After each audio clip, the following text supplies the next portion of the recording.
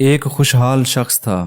اس کا ایک اکلوتا بیٹا ناز و نم میں پلا ہوا، یہاں تک کہ جوان ہو گیا۔ نہ کوئی ہنر نہ ہی کسی کام کا تجربہ، اسے ایک ہی کام آتا تھا، اور وہ تھا باپ سے چھپا کر ماں کے دیے ہوئے پیسوں سے کھیل کود اور مستیاں کرنا اور سڑکوں چوراہوں پر وقت گزارنا۔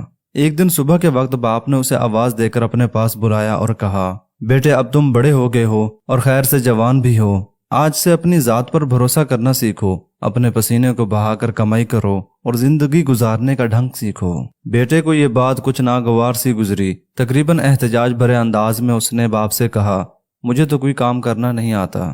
باپ نے کہا، کوئی بات نہیں، اب سیکھ لو، تم آج ہی شہر روانہ ہو جاؤ، اور یاد رکھو جب تک میرے لیے ایک سونے کے اشرفی نہ کما لینا، لوٹ کر واپس نہ آنا۔ مرتا کیا نہ کرتا۔ بیٹا گھر سے جانے کے لیے دروازے کی طرف بڑھ ہی رہا تھا کہ اس کی ماں یہ سب گفتگو چھپ کر سن چکی تھی۔ بیٹے کے سامنے آ گئی، مٹھی میں چھپائی ہوئی اشرفی بیٹے کو دیتے ہوئے بولی کہ شہر چلے جاؤ، رات گئے لوٹ کر یہ اشرفی باپ کو لا کر دینا اور کہنا کہ میں شہر سے کما کر لایا ہوں۔ اور یہ نوجوان خوشی خوشی گھر سے روانہ ہو گیا۔ شام گئے لوٹ کر بیٹے نے ویسا ہی کیا جس طرح اس کی ماں نے اسے سمجھایا تھا۔ سیدھا باپ کے پاس جا کر بولا، ابا جان یہ لیجئے سونے کے اشرفی، میں نے سارا دن بہت ہی جان لڑا کر کام کیا اور بہت ہی مشکل سے یہ اشرفی کما کر آپ کے پاس لایا ہوں۔ باپ نے اشرفی کو لے کر کافی غور سے دیکھا، پھر اسے جلتی آگ میں جھونکتے ہوئے بیٹے سے کہا، نہیں برخوردار، یہ وہ اشرفی نہیں ہے جو میں نے مانگی تھی۔ تم کل سے دوبارہ کام پر جاؤ اور دیکھ لینا جب تک ایک اشرفی کما نہ لینا، لوٹ کر واپس نہ آنا۔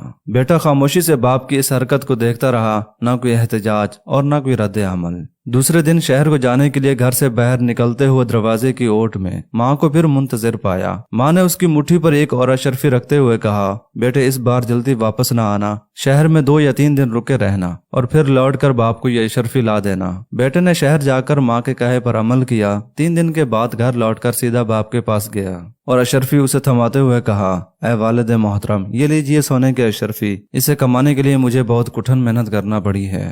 باپ نے اشرفی لے کر اسے کافی دیر غور سے دیکھا اور دوبارہ یہ کہتے ہوئے آگ میں پھینک دی کہ بیٹا یہ وہ اشرفی نہیں ہے جو میں چاہتا ہوں، کل تم پھر سے کام کے لیے جاؤ اور اس وقت تک نہ لوٹنا جب تک اشرفی نہ کما لینا۔ اس بار بھی اپنے باپ کی اس حرکت پر بیٹا بغیر کوئی ایک لفظ بولے خاموش رہا۔ تیسری مرتبہ اس بار یہ نوجوان اپنی ماں کے جاگنے سے پہلے ہی شہر کی طرف روانہ ہو گیا اور وہاں 1 مہینہ رہا، اور اس بار 1 مہینے کے بعد حقیقی معنوں میں محنت و مشقت سے کما کر اشرفی کو نہایت حفاظت سے مٹھی میں دبائے مسکراتے ہوئے اپنے باپ کے پاس حاضر ہوا۔ اشرفی باپ کی طرف بڑھاتے ہوئے بولا، اے والد محترم، میں قسم کھا کر کہتا ہوں کہ اس بار یہ اشرفی میرے پسینے کی کمائی ہے، یقین کیجیے اسے کمانے کے لیے مجھے بہت محنت کرنا پڑی ہے۔